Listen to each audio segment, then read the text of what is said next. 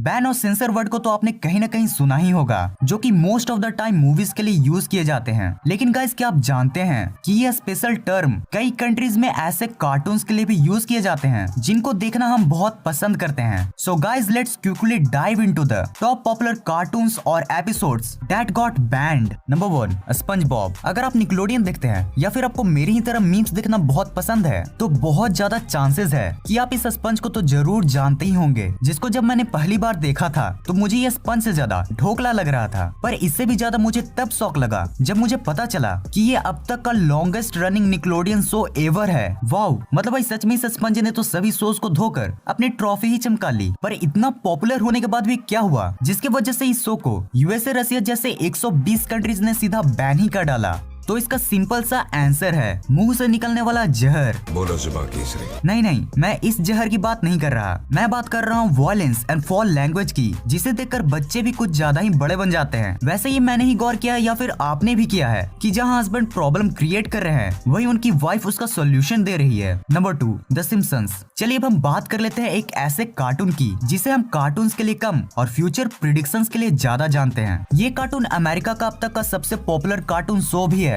पर इतनी ज्यादा पॉपुलैरिटी मिलने के बाद भी आखिर हुआ क्या जिसके वजह से ये शो पूरे वर्ल्ड में बैन हो गया? तो इसका कारण बहुत इंटरेस्टिंग है, इसलिए आप इसे ध्यान से सुनना। इसके बैन होने का मेन कारण था insulting public figures and countries. इसके साथ ही इसके कई एपिसोड्स डिसऑर्डरली बिहेवियर को भी प्रमोट कर रहे थे, जो बच्चों के लिए टोटली मिसलीडिंग साबित हो रहा था। नाउ द क्वेश्चन अराइजेज कि क्या ये कार्टून शो अभी भी सारे जगहों पर बैन है? तो इसका आंसर है नहीं, ये अभी बैन से बाहर है। पर अभी भी यूएसए जैसे बहुत से कंट्रीज में इसके ऊपर कई आर्गुमेंट्स बनी हुई है, जिससे इस शो को अभी भी कई कंट्रीज में ब्रॉडकास्टिंग में बहुत से प्रॉब्लम्स का सामना करना पड़ता है। Number 3, Mickey mouse. क्या आप जानते हैं कि वो वर्ल्ड का कौन सा कार्टून कैरेक्टर था जिसने टीवी पर सबसे पहले बोला था? और अगर बोला भी था तो क्या बोला था? तो आपको अपने ब्रेन में कार्टून्स नॉलेज के न्यूरॉन्स को बढ़ाने के लिए ये जरूर जान लेना चाहिए कि वो कार्टून कैरेक्टर था मिकी माउस और उसने सबसे पहले बोला था, हेलो फ्रेंड्स, चाय पी लो। नहीं, वो रियल वर्ड था हॉट डॉग्स। लेकिन इससे भी शॉकिंग बात तो ये है कि ये स्पेशल कार्टून 1935 के दौरान रोमानियन रीजन में बैन हो गया था। ये बैन इस कार्टून पर सिर्फ इसलिए लगाया गया था क्योंकि उस समय रोमानियन ऑथोरिटीज को लगता था कि ऐसे लार्ज माउस उनके बच्चों को हंसाएंगे कम और डराएंगे ज्यादा। गाइस ये भी क्या इन कार्टून से डरते फिरते हैं? रे तो लग गए। Number 4, Doraemon. अभी मजा आएगा ना भिड़ो। सो फाइनली चलिए अब हम बात करते हैं मेरे, आपके और हमारे पॉलिटिशियंस के फेवरेट एनिमी डोरेमोन की।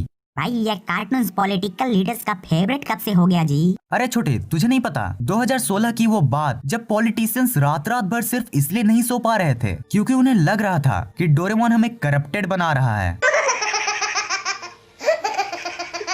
और इसी वजह से उन्होंने इसको बैन करने की मुहिम भी चला दी। मतलब गाइस जिन लोगों से हमने करप्ट वर्ड का मतलब सीखा उन्हें लग रहा है कि डोरेमोन हमें करप्टेड बना रहा है। हाँ, तो अब हम ये जानते ही हैं कि इस प्रोटेस्ट का आखिरी अंत क्या निकला और आज हम इंडिया में डोरेमोन को देख पाते हैं या नहीं। पर गाइस क्या आप जानते हैं कि दुनिया में कई ऐसे कंट्रीज भी हैं जहाँ ये कार्टून पूरी तरह से बैंड है और इसे बैन किया गया है नोबिता की वजह से, जो हार्ड वर्क किए बिना ही डोरेमोन के गैजेट से अपना काम निकलवाता फिरता है। You know, Nobita is promoting आलसपंती।